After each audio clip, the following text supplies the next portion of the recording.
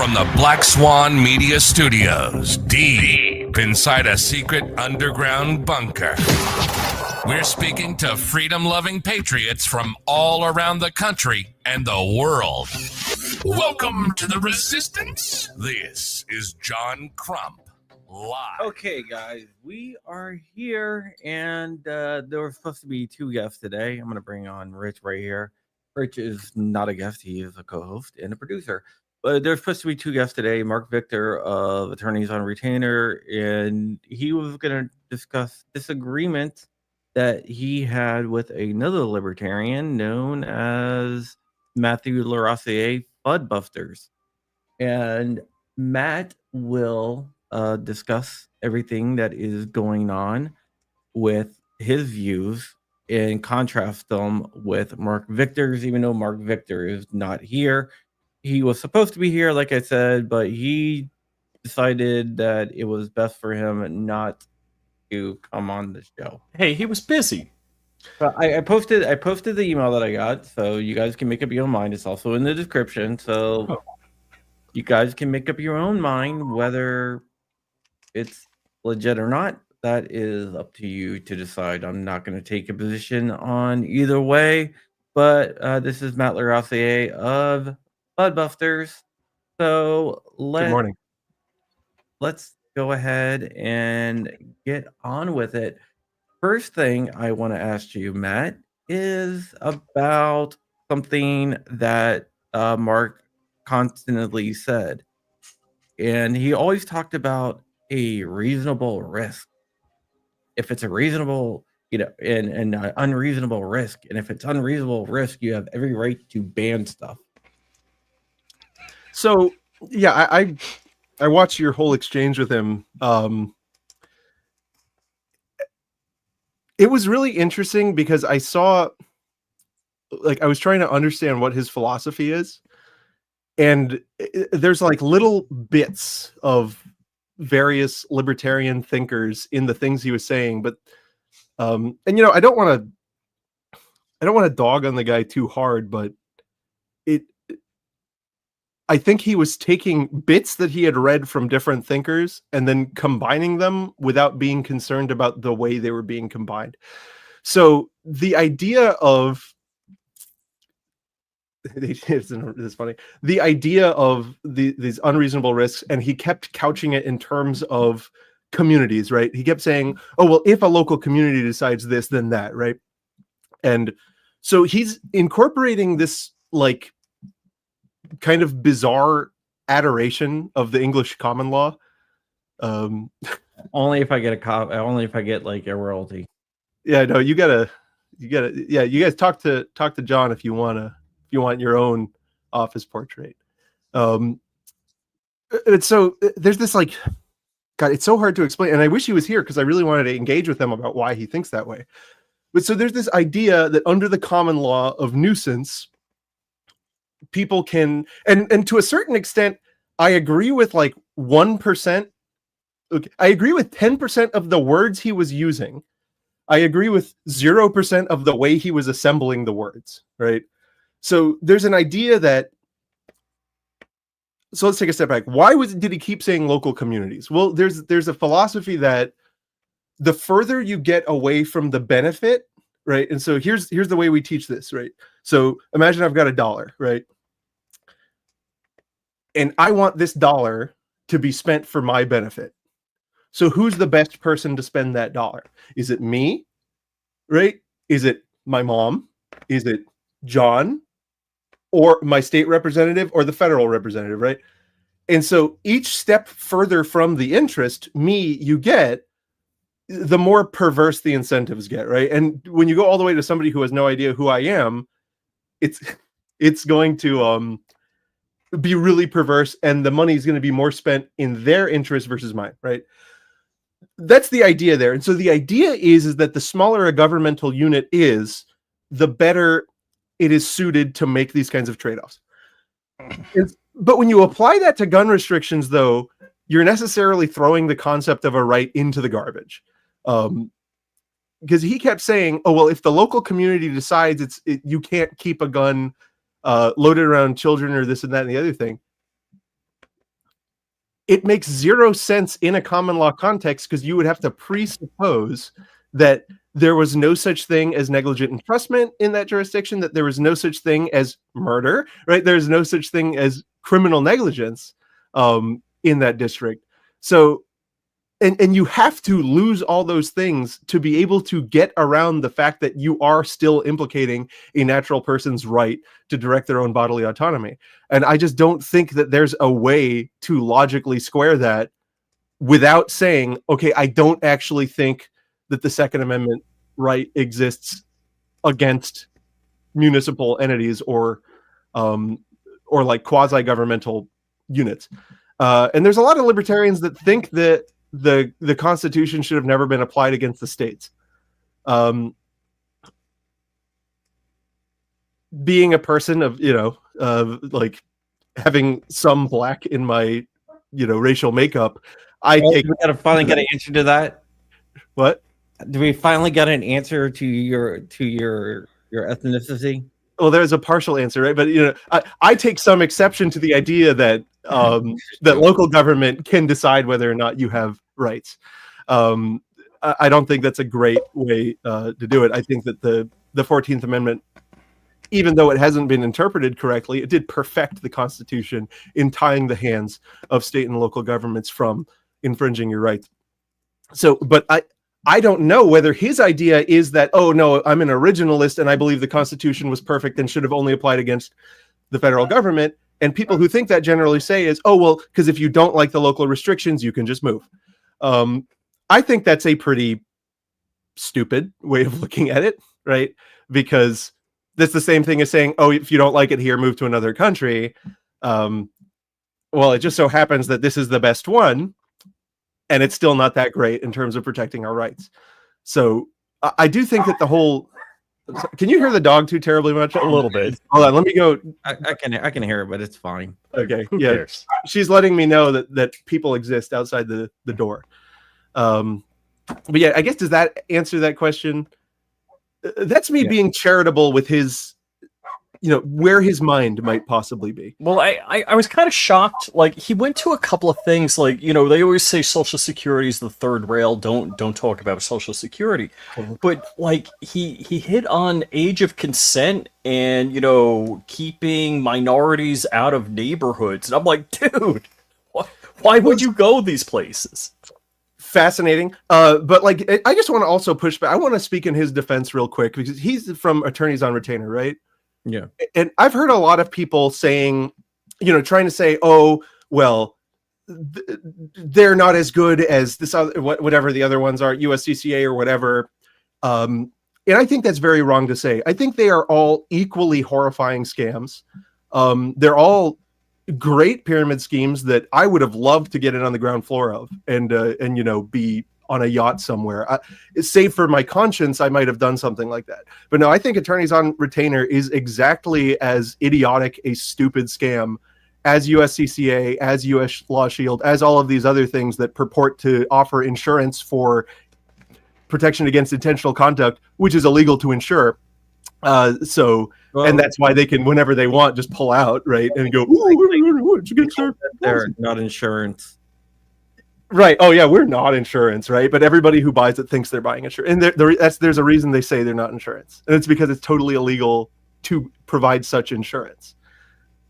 And because it's totally illegal to provide such insurance, you have no protection when they don't cover your claims. So you're basically like throwing $50 a month or whatever into the garbage while the garbage is on fire and saying, well, I really hope the garbage can is cool and decides that I'm cool in the event that I need this flaming garbage can. Whereas you could have just put that money into index funds or something and then had more than enough to cover, a stand your ground motion or whatever the case may be if you, in the event you have to use your firearm. And I don't want to sit here and say it's not very likely that you'll have to use your firearm to defend yourself, because the data research that I've done myself, turns out that actually every year 1 in 100 people will experience it, and that like resets. So no, you should be prepared for something like this to happen, and you should just govern yourself and not like execute the person. And generally you'll be okay. And in the event that you're not, if you would put that money and wisely invested it every month, I think you would have more than enough money to deal with it if the time came. So because he's not here, I have to throw those lances out into the ether, and hope that I can convince even one person not to set $50 on fire, personally enriching these idiots. So basically, you said to be nice to him, and then you said his no, he's exactly as good as all the other scams. He's like they should not be compared to. It is very wrong to suggest that one is better than the other. They are all equal. They are all equal in stealing from you. Yeah, AOR is not showing up. Yeah. What do you think about the idea of we can regulate cars so we can regulate guns? It's idiotic. Well, I mean, cars no are the better... Third Amendment. What amendment is cars? The right to automobiles. And like this idea, oftentimes is rooted in the right to travel, right? So you presumptively have a right to travel along state lines, and then people misunderstand that, right? You do have a right to exit from one state into another. That doesn't mean that you get to like drive a flaming tank on your surface streets that were created by your local government, right? So there's levels of nuance here that are lost on people who equate these things. The other interesting point is that, like, when people talk about cars and the way they're regulated really pervasively for externalities. So for those forces that, like, externalities are the type of things that we like to get insurance for, like, you know, hurricanes or, you know, natural disasters and accidents, things that can happen. Cars have this kind of like unique situation where they're hilariously dangerous, right? You know, we are at the end of the day soft bags of blood, and then we put ourselves into these multi-ton steel things and have them travel down the roadways way faster than we were ever designed to go. But it's incredibly useful, so we recognize it's like, okay, we're all going to do this hilariously dangerous thing, but we're going to agree to do these certain regulations, such as having insurance, because we recognize the inherent utility in these things. Firearms do not have that same type of risk reward payoff. Firearms have a natural utility in that they are, frankly, the best way to defend individual life and autonomy. But the ordinary use and having of a firearm, like carrying a gun, does not have the same risk profile as driving a 2-ton steel box amidst other blood bags, right, in close proximity. There's necessary risk that's happening whenever you're moving a vehicle, whereas there's implicit risk when you're just carrying a gun. And that risk is predicated on your intentional actions, right? Or the intentional actions of a bad doer if they were to take your gun and what have you. But to suggest that, like, driving the steel box, which depends on several hydraulic lines to be kept in good order in order for it to not just kill everything around it, is the same as having a gun in your waistband or in your home is stupid. They're not really. It's not really an intelligent comparison to make. Yeah, and also, like you said, we're talking about an enumerated right versus a penumbral right, right? Like, you certainly have a right to acquire a car. Where does it lie on the hierarchy? You know, all rights are supposed to be equal, yes, but that's not how it's ever been borne out in any system, right? Rights wind up having a hierarchy, and so your right to, you know, you certainly have a right to have a car, but, and this is something he was trying to get, right? He was trying to get at the, you know, your rights end where my nose begins. And that's the concept of when I have the right to swing around a stick in the hammer, right? Or swing around a stick in the forest, unless your nose is there, right? But when you're swinging the stick, right, it's a little bit different. Like, you don't, but here's the thing. He's suggesting that, oh, and because of this, naturally it's okay to regulate guns. Well, hold on. Do we have to regulate the stick? Or is it enough to say that battery exists and assault exists, and that's sufficient regulation already on your conduct? Because to get to the tools, you necessarily have to go down the slippery slope that we've seen England ride down, where they've ridden the gun thing all the way to the end, and so now it's background checks for knives and this sort of thing. Screwdrivers. It's great, yeah. There's recently a new measure passed that if you're going to buy a knife online, you have to like submit your photo ID and then a video of yourself to confirm that you're the knife guy, right? That's where these ideas go, and the root of it. Not to belabor the point too much, is that when you fail to disconnect the instrumentality of the gun from the crime, which would be murder, aggravated bodily harm, etc., that's the only way you start to think, okay, well, no, we can regulate the guns because elsewise bad things might happen. You're forgetting that, no, for thousands of years we've been dealing with this, right? And we've had mechanisms that have worked kind of decently for dealing with them for all this time. All right. How about another issue? Also, I have a quick question for you. Why does he talk like that? Does he just do that? Who? That guy. The guy that was supposed to be here. I wanted to ask him why he talks like that. Why does he talk like that? I have no idea. You don't know like the way that he talks? It's all like different. You know what I mean? Yeah. I know exactly what you're saying, but I have no idea. Yeah, I would really like to know if he like always does that or if it's like an act. Because that would like I could feel the strain in my vocal cords, the way he was doing, the way he was communicating, and there's no way I could do that. Yeah. One of the other things I wanted to get your opinion on is something that he said. He said, well, they should be able to say that if you want to own a 50 that you have to get training, or you have to get training if they decide if you want to own a gun, like mandatory training, as long as it's not excessive. If it's like a 4-hour class, it's all right. Yeah. And then you pointedly said, well, who decides what's excessive? And this train of thought, right, where and so here's the other thing. He never made clear when he was talking about communities whether he meant local governments or whether he meant like an HOA, right? Because a common point in libertines, which is like, I'm a career libertarian, right? And we always have this pejorative term where we refer to people who would rather talk about like, drugs and the age of consent and things as libertines, because they're not too interested in the philosophy of rights and governance, more interested in, well, I want to do what I want to do in my backyard, right? And that's a fair position to hold, right? But a lot of libertine people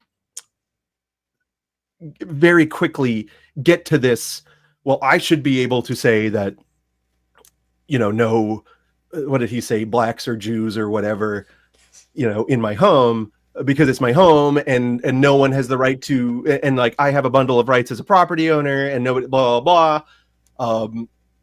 Right, and that's true, right? So who will do our accounting? I mean, how are we going to get our taxes done? Right, well, and that's the thing is in your home, right? That makes perfect sense. And then the question is, because he said, as a group of people get together and decide this, well, what did he mean? It sounded like he was talking about local government, but he might have been saying is like, oh no, if a group of people get together and then basically you've got an HOA, and that's a weird like way to take that, because the idea is if you've got enough people to agree that they can bind each other, but then the question becomes, does it have to be 100%, right? And if it's 100% agreement, why do you need the authority to extend to the group as opposed to the individuals, right? Because presumably if it was just a group of homeowners and each of them was racist, well, who's to argue against that? Don't go to their house. The way he was making that argument seemed to suggest to me that should apply to a local government, and I think that's silly and wrong, because they were talking about arms of the state. The local government inherits its authority from the state. This is a So I don't understand the philosophy.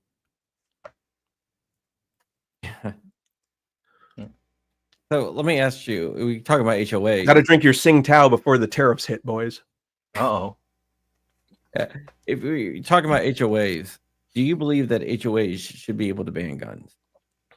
No, I mean, I don't think HOA. I think HOAs are a disgusting artifact of Spanish law that was somehow inherited into this country. Yeah, I 100% agree. Yeah, no, so they shouldn't exist, right? But to the extent they do exist, here's the So thing. I kind of, and I live in Jupiter Farms, where Yeah. when I moved in, my neighbor had a bunch of boats and trucks on blocks. Right. And if I stood at a particular part of my property, I could see his junkyard. Right. I just didn't stand there and dwell on it. I don't care. Yeah. Do what you want. Doesn't bother me. Yeah. No, and that's why I wound up moving someplace without an HOA, because, like, God forbid, I have an S10 axle in my front yard for 2 years. Oh, woe is me. I was going to put it in eventually, but that actually did happen to me. I get to the super chats in a little bit, guys. Just but yeah, no, HOAs are interesting, right? Because they do exist. They are a weird corruption of the English law. But to the end of the day, like, an HOA banning guns, well, what can that really do? It only, and the reason I think they can't is because the Enforce only it. way, Enjoy enforcing it. exactly, the only way you can do that is through the state. The only way you can ultimately do that is to ultimately trespass the individuals from the property that they've owned. And who's going to enforce your trespass? Well, it has to be the government. And the moment the government comes in, they're not going to give force to that, right? Well, they shouldn't. I know that this was something that the Everytown scholars or whatever wrote about, that this is what, this is the next thing, is we need to have, like, HOAs doing this. I think this is a great reason that states should pass constitutional amendments banning these entities. But, I'm the S10 axle guy, right? I'm the person you don't want in your neighborhood. I think the federal government should ban Bloomberg from having armed security or owning a firearm. Yeah. I mean, I always try to say that, I respect the rights even of my worst enemies, despite what I will mutter to myself in private. So I'm not going to say I agree with you, but I'm going to smile to myself when I hear you say it. all right. How about safe storage laws? It's retarded. It's because, like, you're taking away your necessary, like, I don't understand how you can be a libertarian and support safe storage laws, because, and the guy made this point a lot. He said, well, it's up to the child, right? And it's down to the child, right? How mature is the child? And I think the question of whether or not it's safe to store a firearm any given way around children is down to how you've raised your children. I've met 5-year-olds that were way better with guns than many of the people that I have the misfortune of being on the range with, right? I think it should be up to the parent to decide what goes on there. And if a mistake happens, guess what? Negligent entrustment has existed for hundreds and hundreds and hundreds of years. You don't need a new law specifically regulating the firearms conduct, because if your conduct was that bad, right? If you knew that this child was, and child is that's the context everyone brings it up in, right? But if you knew that there was a child that could access your stuff, you knew they were irresponsible because of the way they behave on Roblox or whatever, and you left your gun unsecured anyway, well, you're already exposed to liability for that. So why do we need a separate criminal law? It doesn't make any sense. It doesn't. You're making it extra. It is not legal to just leave unsecured guns when you know it's, like, dangerous. That isn't something that you're just allowed to do willy-nilly. There are consequences for that. Generally, the common law imposes consequences for unreasonable behavior. I don't know why we would need a separate law to make you extra super duper liable for that. And the only change that safe storage laws make is exposing you to criminal liability, as opposed to just compensatory liability for the results of your negligence, right? For the results of your bad actions. Yeah, it seems like he was trying to say, if you don't store your guns the way I like you to store them, you're putting me in danger and you're aggressing against me. So yeah, and I think the idea is I don't know how much. So the way I listen to his philosophy, right, and I wish he was here. I wish he was here, because I'm sure he could competently defend all his points, except the ones about his scam organization, because I'm completely right. But in terms of his philosophy, yes, he's right. Free Tate. In terms of his philosophy, on Tate and Matt and all them this morning. You what? I did a video on all Tate Oh. and Matt and Justin this All right, morning. cool. How they need to be. Yes, they need to win their appeals. Yeah. But what was I just saying? You're talking about the aggression. Oh yeah, the aggression principle. So these people who make these types of points, I always question. It's like, are you really libertarian or are you a feudalist? And what you actually want, what it sounded to me is what he actually wants is a very weak emperor so that he can be the shogun, right, and rule his fief the way he wants to. See, that I always have a beef with gatekeepers. Now, if Crump was the gatekeeper or you were the gatekeeper, I think it'd be okay. But when you retire, who's coming up next? I don't like that establishment principle. Well, this is why I'm like, it didn't work. I like to say, hey, everybody has the right to keep and bear arms. Should they get training? Yes, but I don't want that to be the gatekeeper. I don't want that to be mandatory. Right. No. Right. No, and you made such great points, John. I mean, you were really slaying that dude. It was brutal. But yeah, I really regret that he's not here because I thought it would have been a lot of fun. He did also send me a very weird email. Like right after you suggested this, I told you guys about it. Asking to have a phone call with me to discuss, because he saw that I worked at the Cato Institute and he like name dropped 4 people that had been retired but before I even worked there, right? And he was like, I want to talk to you about their ideas and the non-aggression principle, and I'm writing a new book on all this, and I'm going to change the world, and I want to talk to you. And I'm like, that's weird, we can talk after the debate. And then a couple days later he backed out. It was like 11 o'clock on Saturday. Yeah, because but I thought that was weird, right? One, backing out, like, okay, whatever, right?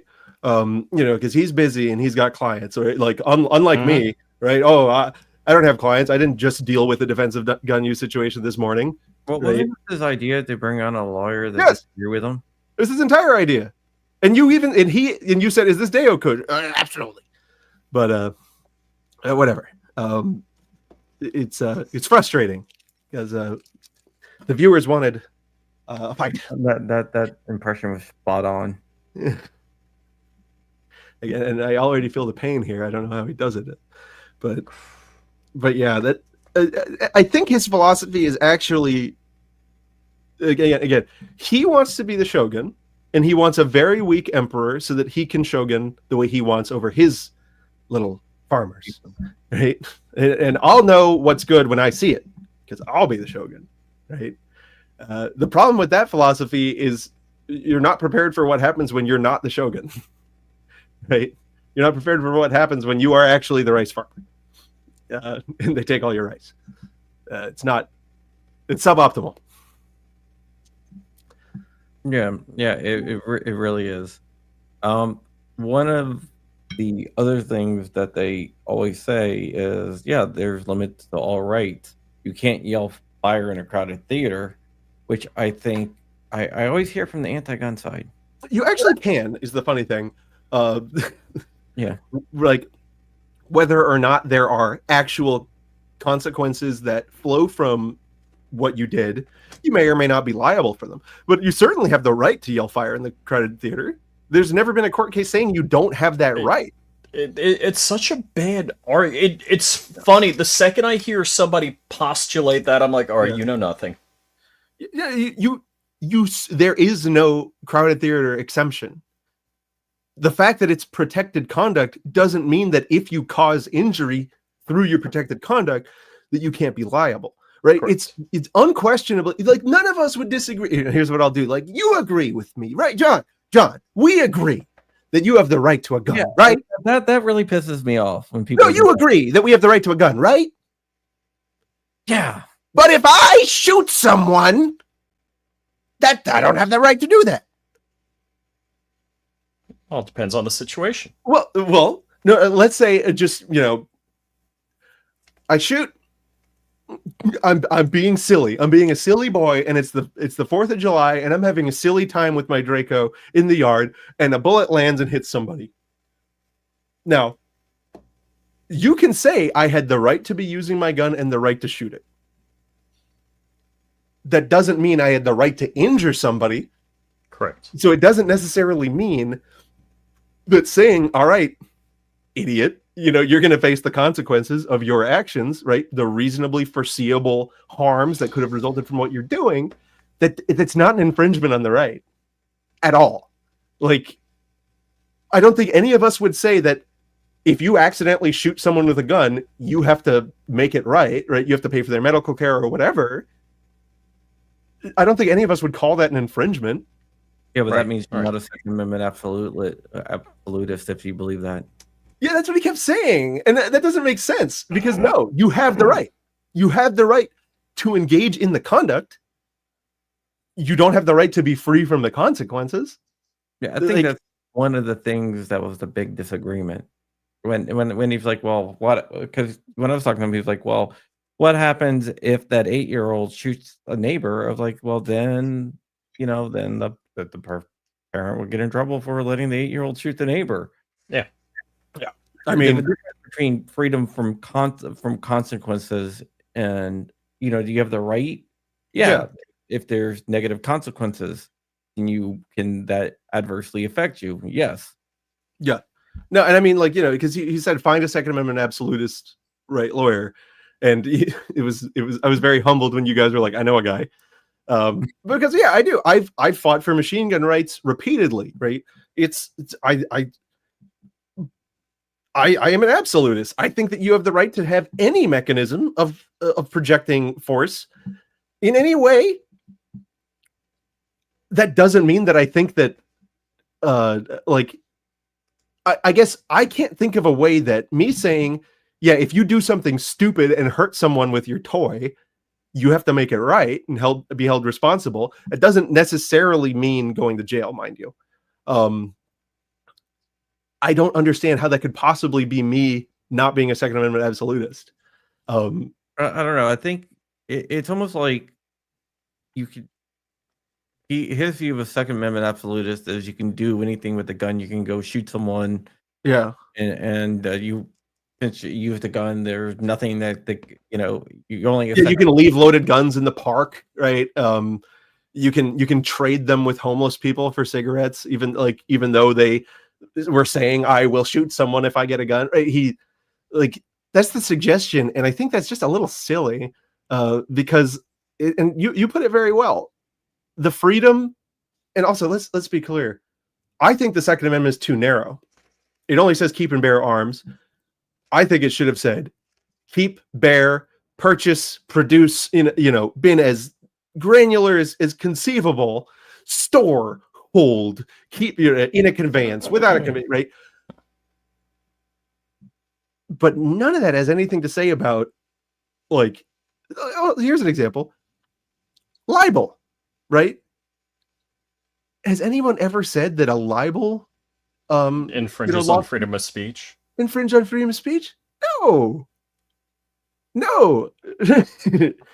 Right? And so how come just because it involves a gun, it has to implicate the Second Amendment? Does that make, and again, are you, so the fact that you think it's okay for the government to say cars should have seatbelts means you're not that's not a good example because I don't know many car absolutists, right? I do drive a car without seatbelts. I have a 64 Corvair, and I would probably get very unreasonable if I was told I couldn't drive it. The coupe or the station, the van? Convertible. Yeah, 4-speed. Yeah. It's like the crime is like if I go shoot someone, the crime is murder. Mm-hmm. So if it's not murder, aggravated harm, or battery. Yeah, I'm saying that is against the law. I used a gun. The gun is just the tool. Yep. So just because I use a tool doesn't mean that if I say, yeah, it still should be charged with murder or aggravated assault, whatever. Right. It doesn't mean that I'm not a 2A absolutist because it's the action that's regulated. And here's the other thing, right? So, and I've talked about this before. When you think about rights, there's two ways to think about it. There's the right way, and then there's the French way. And most of the world does it the French way, where it's listed what you can do, right? Mm-hmm. Whereas the right way, which is the way we do it, it's here's all the things that the government cannot touch, right? And those are informed by conceptions of natural right, and they all flow from your ability to interact with yourself, right? And they're all limited to harm against another person. The difference between the theories that developed under the English common law over hundreds and hundreds and hundreds of years and like red flag laws, which are the French way of doing things, is that one focuses retroactively on, okay, something bad happened, who's responsible? The other, which is the French way, says, if you do this, this is bad. You get locked in the cage and you have to pay money. Doesn't matter the circumstances. If you did it, it was bad. So positive statutory law that says these are the situations where it is not reasonable to, store a gun, that's what all safe storage laws are, right? They all say, known to be accessible by a minor, not locked in an approved dingus. That's how they say it. Are you going to tell me that's better than a reverse inquiry that says, okay, the kid got a gun and shot somebody. What happened? Could it have been prevented? Right? And the way we handle that in the tort system is we look at, okay, what is the measure that you could have taken to prevent this? And is that, this is called the hand formula, is the burden of taking that measure greater than the harm multiplied by the probability of that harm, right? I think that's a pretty fair way of looking at things. And none of it has anything to do with your rights, because we're looking at the harm that resulted, period, end of story. And then again, this is totally compatible with the concept of self-defense, because a criminal action is necessarily, under the common law, an intervening cause, right? So the criminal action, right? So if you're out shooting, your target shooting, right? And then somebody gets up and tries to mug you, and in the course of your target shooting, you turn and sweep and you hose them. Well, your original shooting doesn't matter anything. The new causation is the criminal action. Knowing that you were doing something that was dangerous to somebody else's life, liberty, or property has inherent within it certain risks, including being hosed, right? And so it's all compatible. And I think it's so beautiful that we have a system where that is truly almost universally compatible. And yet our result is to say, oh no, but I think that I like to store my guns this way. And so if you don't, you get to get locked in the special cage.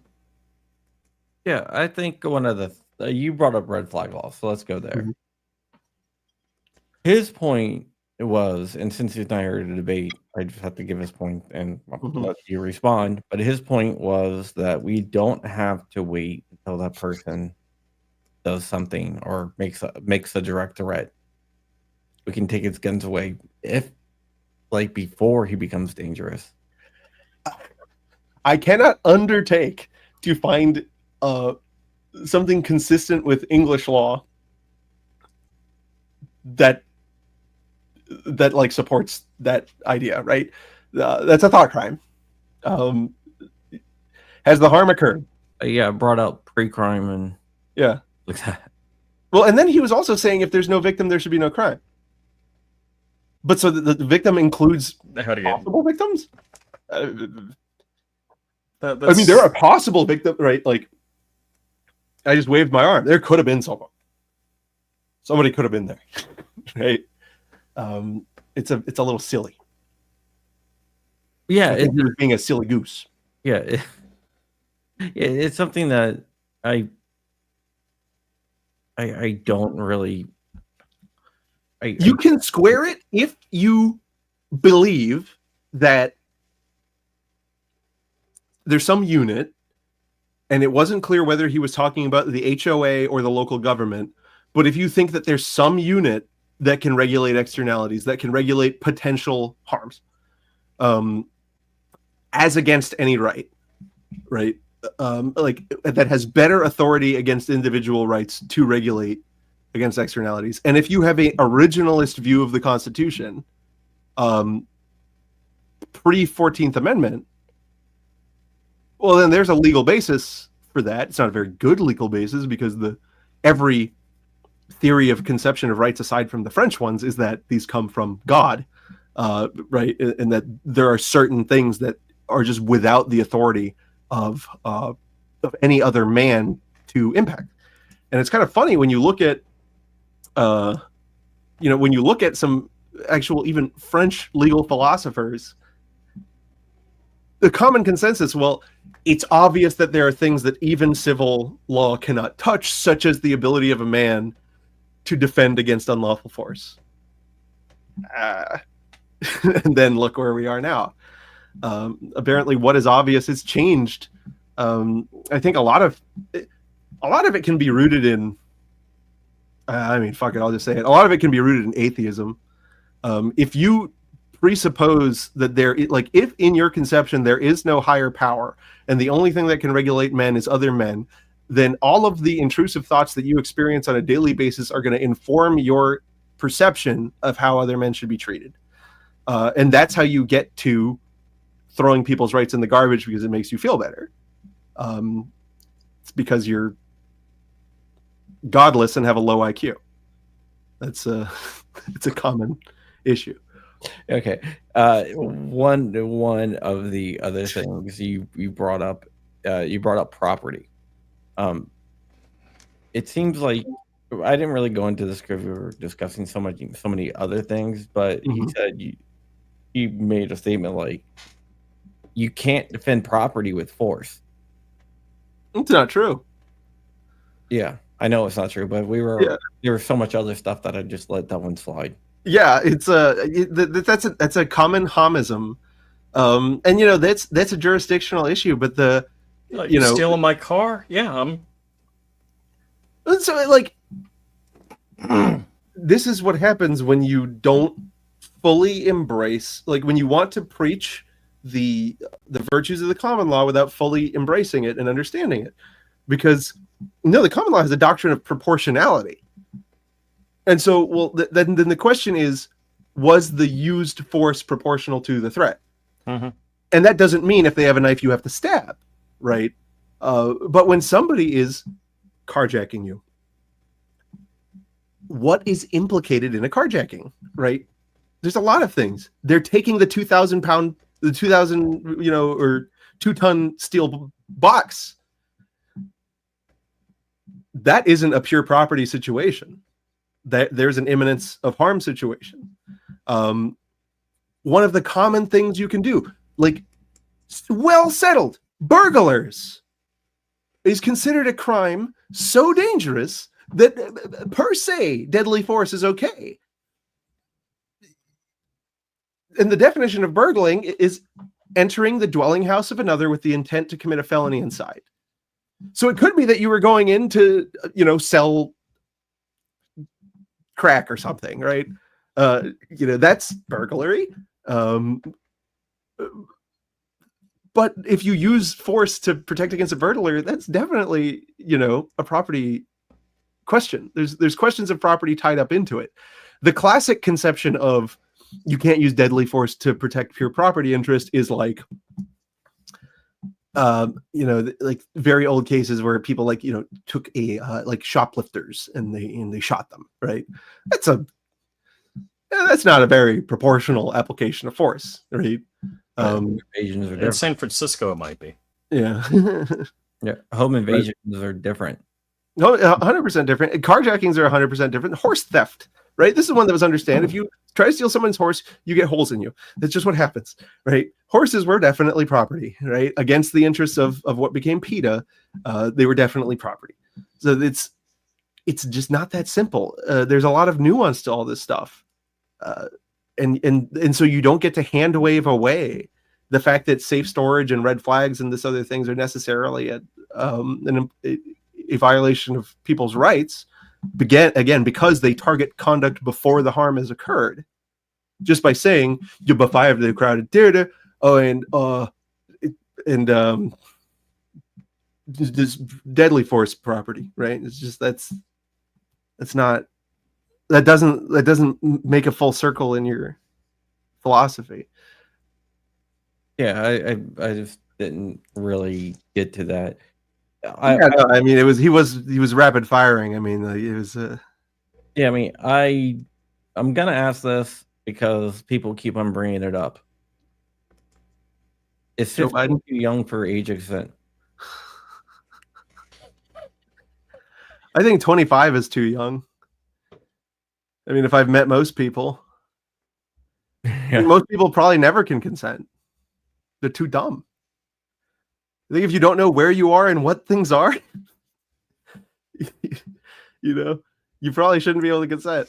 But we've decided as a nation in general, right? There's some outliers. We've decided on 18, and that's as good of it's the age of consent is like speed limits. It's an unprincipled distinction because eventually you draw a line and people will ultimately be on either side of the line. It's unprincipled, right? The concept of statutory R word, right? We're on YouTube. The concept of statutory R word, statutory heavy caress, is itself problematic because it is again one of those things where if these factors are all in play, you've gently caressed the person. I'm not mad about the way the chips lied, right? I'm not mad about the fact that 18 seems pretty reasonable. On top of the fact that, especially when most states have Romeo and Juliet laws, I feel like that covers all the bases, right? If you're 21 and you're trying to go for a 15-year-old, like, what do you have in common with that person, right? And that's a prudential thing. That's not based on any, like, the legal question there is, are you dealing with a person that has the capacity to enter into this type of agreement? Right. And so that's a hard question. And it's a question that we, a long time ago, were like, all right, here it is. And if you want to go and push on that in one way or the other, that's fine. But if you're pushing on it to go to a number down, and you've seen what people are posting on TikTok, I don't know. You know? You get what I'm saying? Yeah. I think we have like a severe brain rot problem, and I don't think, especially like seeing what people like, what causes people to like hold their mouth agape and clap. I wouldn't be pushing that number down. I'd be okay if we changed the law to say like, well, under the circumstances, was this reasonable? Because that's basically what Romeo and Juliet laws are, right? They're set up to be that if you met a person in high school, no matter what, you should be okay. I think that's reasonable. While you were in high school, right? So it's like not what whether if you're the teacher. Yeah, exactly. The teacher might be a little bit of a problem. Yeah, and so like I think things are fine with. So Matt, why am I not totally creeped out about you saying this, which isn't exactly what the other guy said, but I think I understand what you're saying. I didn't know. He said something different. I didn't do it. He did not say what I said. Same thing. I had a complete involuntary full body shiver when I was like, oh my god. Yeah, no, he said something very different from what I said. I said, I think it's fine. I think it's weird to push it down. However, there are certainly situations where the state should not, like, if a person like who's a senior in high school like meets a freshman, I don't think the state should be arresting him if they start, gently doing whatever to each other. 17 or 18-year-old. Yeah, but when you talk about age of consent in the vacuum, you're like, you have to imagine like a 49-year-old being with whatever. Yeah, that's and like terrifying. Is that a violation of right? No. Here's why. Because age of consent concerns your capacity to agree. And the common law presumes that you are not a person until you've reached certain mental capacity. That's just the way that it is, right? You're not a person who has the normal rights. Like, you are a charge of your parents, you are or of whatever your caregiver is. And so the legal theory there is you do not have the right to mess around with other people's things, right? So if you're arguing to raise the age of consent, what you're really arguing is, when does a person have full autonomy, right? Because And then it's the same thing as when do you not get to say, no, mom, I'm not going to the doctor, right? It's really the same thing. So is that infringing on your right to assemble and associate with other people? No, because you have to have the capacity to associate and the capacity to enter into agreements with other people. Yeah, just And like you can't sign a contract at age 10. yeah, no, it's well, you can sign it physically, and the court will go, "That's cute. Yeah, Why but are you trying to enforce it's not this?" legally binding. Yeah, that's so cute. Look, you did a little scribbler on it. Yeah, so like the consent thing, I don't think it violates anyone's rights, because okay, it would only violate the right of a person who had definitely reached a level of maturity and an intellectual understanding to be able to enter into contracts and understand where they are and what things are, who was then prevented from doing that. Yes, like it would definitely violate that person's right. That person is not the 49-year-old. It's the the other person. And why did you not feel grossed out about that? Because I'm not like I mean, it's different to like, maybe you're aware that I'm married to an adult woman. So like, there's no like idea that these might be my like interests leaking out. I don't know. Wow. I'm gonna maintain my right to remain silent. I think I will too. Yeah, A lot of people, a lot of people, when they argue for that, you're like, I'm not saying that's what he was doing, but it's like, So I'm gonna tell a story. I think I told everybody this privately. I left New York when I was 42, and I had my first contract in Monroe, Louisiana. And somebody I've known for years, they're like, "Oh, you ought to check what the age of consent is." I'm like, "What the?" I'm like, "What is wrong with you?" I'm like, that's a no-go. That's an absolute. that you're checking. I'm like, what? I've got friends that I got friends that in their 30s that are looking at dating 21-year-olds, and I'm like, what is wrong with you? Yeah, that's What do you have in common with that person? Like, Nothing. yeah, I think that's maybe gross. Pokemon Go.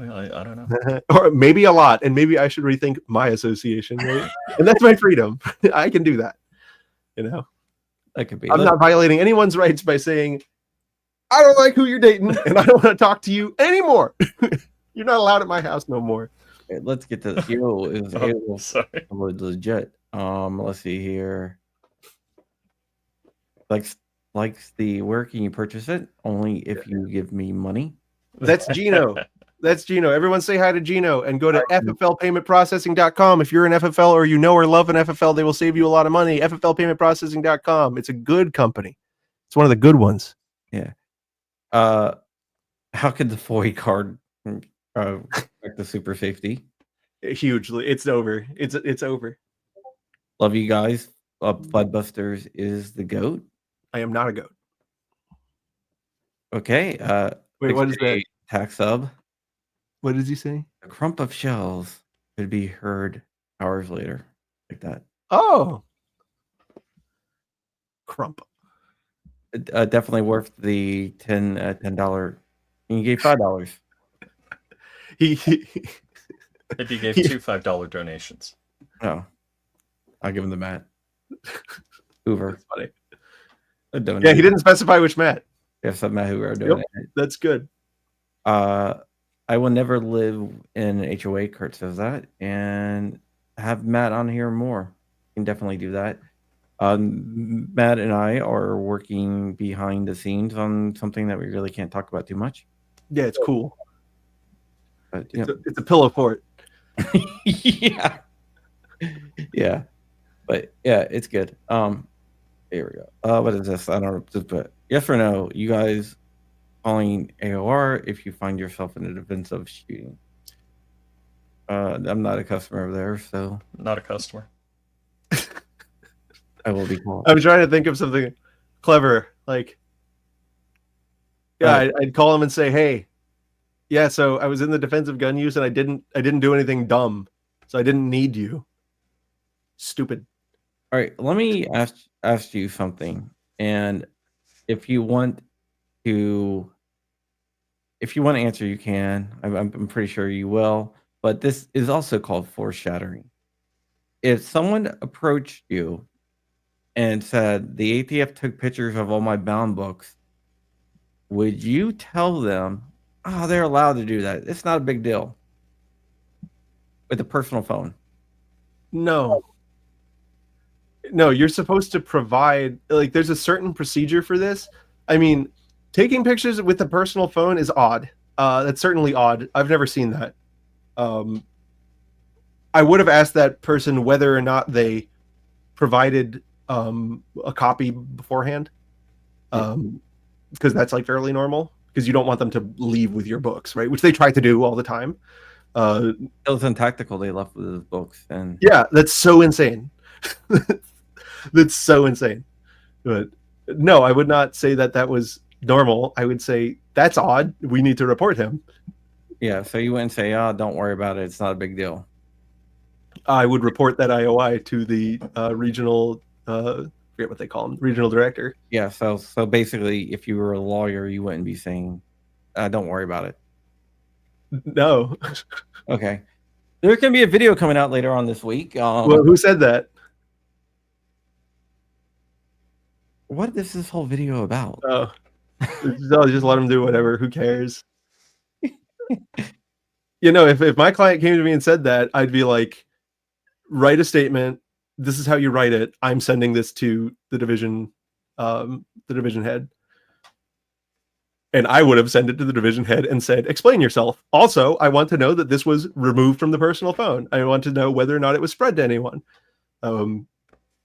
That's odd, right? And if it came back and said, oh no, that was actually a departmental phone, blah, blah, blah, and this and that and the other thing, then I would be like, okay, whatever, right? But I would definitely, my instinct would not be to, hand wave. All right, I'm just wondering. Yeah, that's odd. I've never seen that. Yeah. I have had to yell at a couple. I've had to call field offices to yell at them when they took my client's bound book away. That's happened like twice. I'm like, give it back. And then they brought it back. Do you have one of the worst IOIs in the country down where you are? Yes, we do. I'll just say that. I mean, it's like I haven't seen them in a while, though. I will say that in the past year and a half, I've had very good experiences. Yeah. With IOIs, not in general. Yeah, that's Hunter Biden. ADF Firearms wants to know how much of it usually costs to have a attorney on retainer. I think it's. I don't believe in general retainers. And people often contact me asking like, "Oh, how much do I pay you every month to just keep you on?" And I'm like, "No, keep my number. If something happens, you call me. Right? Here's generally what the different things you're worried about cost. But why would I just ingest your money when I'm not working for you?" What's the point of retainers? Just to make sure that they have. So generally the retainer, and there have been times where I've taken retainers because people like it makes more financial sense for them or whatever. Generally what you do with what a law firm does when they take a retainer is they're like, here's my hourly rate. I don't really trust that you're going to pay all of it. You're going to essentially prepay a bunch of it at this time, right? And so usually retainers are a one-time deal when you're doing that type of transaction. When you work with companies or you're doing ongoing support for somebody, then it's generally that, okay, you'll pay me this every month and there's prepaid this many hours. And what I do when I'm done with that is I give them a like very discounted rate, right? To basically where they're saving money, where it's like, we know you're going to use me like 5 hours every month. I'll cut the price, take 30% off and just give me this fixed amount every month. And that way, if you go under, then I win. If you go over, you win. Right. So that brings me to the next question. My next question, since you explained that, you might have known I was going to go here. I have no idea. Okay. So is attorneys on retainer, do you really have them on retainer? The way I haven't read their documents. I have not read their documents. The traditional retainer fee works. I don't know, unless you were in a place where they have people within their firm practicing. I don't know how you could legally do that. And I don't think they have that many people that directly work with them. I think they outsource to other law firms. Well, I think what they do is they get sworn in to that bar. I don't think you can get away with that. Well, that's what they do. That's their model. Right, but so like I don't think that you could be retained for state representation. Oh yeah, okay, in the yeah. future. Well, that Right. was my question. Unless they have a very funnily written document that like gets around the like 800 pitfalls to doing that, I would doubt it. But I have to say I have not seen it. But also, if they can deny a claim, then no, they're not on retainer. Like, if you're making claims, I don't. Because usually when you retain an attorney, it's with regard to a specific matter, or with regard to an ongoing matter. Like I've had retainers that said, with gun shops that to deal with anything involving the ATF, right? So we have something that's identified in scope of what the work is going to be. Right? To have a good legal retainer, you have to have an enforceable contract, which means it has to identify all of the elements, right? What's the consideration on both sides? What is the scope of work, etc. This type of thing is hard, right? Because it's kind of like an agreement to agree in the future, and agreements to agree are not enforceable. They're nothing. So like if you're saying, oh yeah, no, you'll pay me this much a month, and if I like your case, I'll do it. Yeah, it's not a contract. It's just words, But again, I haven't seen their contracts. If somebody wants to send me a sample one, I'll look at it and I'll make fun of it. I'm sure you'll probably get it. I don't know. Sure, you're gonna get an email probably tonight with it. That'd be funny.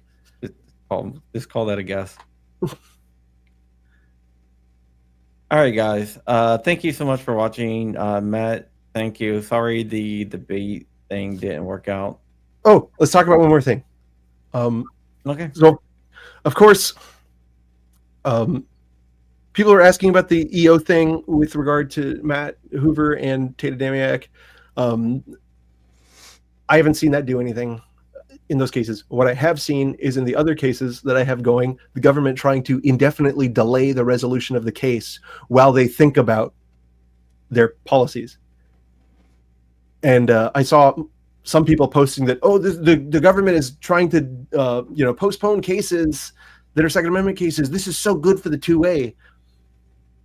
No, it's not. For example, we have a case in the Middle District of Florida which directly challenges SBR regulation, right? The government lost on a motion for preliminary injunction, appealed that, right? And we opposed it the whole way. And then I said, okay, well, if we're going to fight on the MPI, that's fine. Let's keep going on the Second Amendment issues here in district court. The government stayed proceedings, like moved to stay proceedings in the district court until the 11th Circuit issued its mandate. Now the government is saying, because we're taking the Second Amendment so seriously, we want you to indefinitely delay this appeal while we think about it. And we'll let you know every 60 days what we're thinking. What about the active Second Amendment claims that we have down below that you now want to just brush under the rug for years? That's not good. It's not good. What the government can and should do in these situations is abandon its position on appeals, is settle these cases. I do not think this is a pro-2A move at all, especially in the cases we presently have going. And I think the reason they're doing that is because they don't want to be seen in arguing for things that the Biden administration did. And I don't care about how they feel and how they think their optics are. If they've changed their mind, they should change their mind. If not, they should fight. Like, they should just keep going forward. And so I just wanted to put that out there, that the only thing I've seen this executive order do so far is attempt, and they haven't gotten their stay yet. I'll let you guys know if they do. But the only thing I've seen it do so far is them attempt to mess cases up. which is not good. And I doubt that was Trump's intention, right? Because everything, goes, the Pam Bondi and this and there and there, right? But that's what's happening right now.